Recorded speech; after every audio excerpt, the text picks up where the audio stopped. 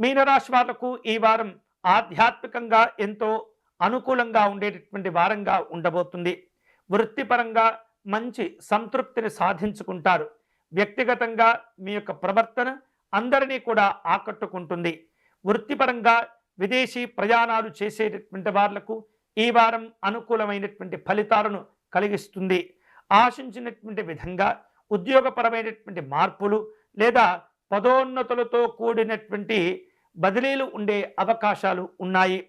వ్యాపారస్తుల యొక్క ఆదాయం ఈ వారం స్థిరంగా ఉంటుంది. ఆర్థికంగా మీరు ఆశించినటువంటి ప్రయోజనాలను కూడా సాధించుకోగలుగుతారు. నూతనమైనటువంటి కార్యక్రమాలు, నూతనమైనటువంటి ప్రాజెక్టుల కోసం కొన్ని రకాల ఒప్పందాలను కూడా కుదుర్చుకోగలుగుతారు. ఈ ఒప్పందాలు భవిష్యత్తులో మంచి లాభాలను కూడా తెచ్చిపెడుతూ ఉంటాయి. వివిధ రూపాల్లో కుటుంబపరమైనటువంటి కార్యక్రమాల్లో పాల్గొంటారు. ఆపదలో ఉన్నటువంటి వారిని ఆదుకుంటారు. దాన ధర్మాదులు చేస్తుంటారు. ధర్మ కార్యక్రమాల కోసం సమయాన్ని కేటాయిస్తూ ఉంటారు. ఈ వారం కుటుంబ పెద్దల యొక్క ఆశీస్సులతో మంచి మంచి కార్యక్రమాలను కూడా ముందుకు తీసుకువస్తుంటారు.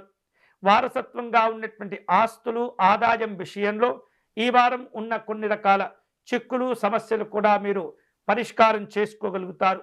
జీవిత భాగస్వామితో కలిసి ఆధ్యాత్మికపరమైనటువంటి క్షేత్ర సందర్శన చేసే అవకాశాలు ఉన్నాయి. కుటుంబ పెద్దల యొక్క సలహాలు సూచనలు క్లిష్టమైనటువంటి పరిస్థితుల్లో మీకు ఉపయోగపడుతుంటాయి. గొప్ప మార్గదర్శనంగా ఉంటూ ఉంటాయి. విద్యార్థులు ఈ వారం తమకున్నటువంటి మంచి మేధోశక్తితో కఠినమైనటువంటి పరిస్థితులను కూడా అధిగమించగలుగుతారు. ఆరోగ్యం విషయంలో మీనరాశి వారు తగినటువంటి జాగ్రత్తలు తీసుకుంటూ ఉండాలి. ఎక్కువ పని చేయటం, ఎక్కువ దూరాలు నడవటము లేదా ఒకే చోట ఎక్కువసేపు కూర్చోవటం వలన ఈ యొక్క పాదాలకు సంబంధించినటువంటి ఇబ్బందులు ఏర్పడుతూ ఉంటాయి. తగినటువంటి విశ్రాంతిని కూడా తీసుకుంటూ ఉండాలి.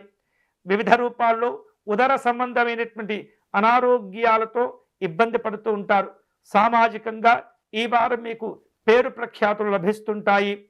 వారాంతంలో ఇష్టదేవతను దర్శనం చేసుకునే ప్రయత్నం చేస్తుంటారు. చాలా కాలంగా వేధిస్తూ ఉన్నటువంటి ఒక సమస్య నుండి కూడా ఈ వారం మీరు బయటపడేటటువంటి అవకాశాలు ఉన్నాయి. వివిధ రూపాల్లో పరిస్థితులను అంచనా వేసుకుంటూ మీరు మీ కార్యక్రమాలను పూర్తి చేస్తూ ఉండాలి. ఈ వారం శుభకరమైనటువంటి ఫలితాలు పొందే క్రమంలో లక్ష్మీ నరసింహస్వామి వారిని పూజించటము, సుబ్రహ్మణ్య స్వామి వారిని ఆరాధించటం మంచిది. వీలైతే కనుక రావి చెట్టు వద్ద కనీసం ఒక 11 సార్లు కానీ 41 సార్లు కానీ 108 సార్లు కానీ మీ శక్తి ఉన్నంత వరకు ప్రదక్షిణాలు చేయటం అనేది చాలా చాలా మంచిది. పేదవారిని ఆదుకోండి, అన్నదానం చేయండి, వైద్యపరమైనటువంటి సహాయం చేయండి. భగవంతుని యొక్క ఆశీస్సులు మీ వెంట ఉంటాయి. ఇవి ఈ వారం వార ఫలాలు. తిరిగి వచ్చే వారం మళ్ళీ మన వార ఫలాలు కార్యక్రమంలో కలుసుకుందాం. అంతవరకు సెలవు. స్వస్తి.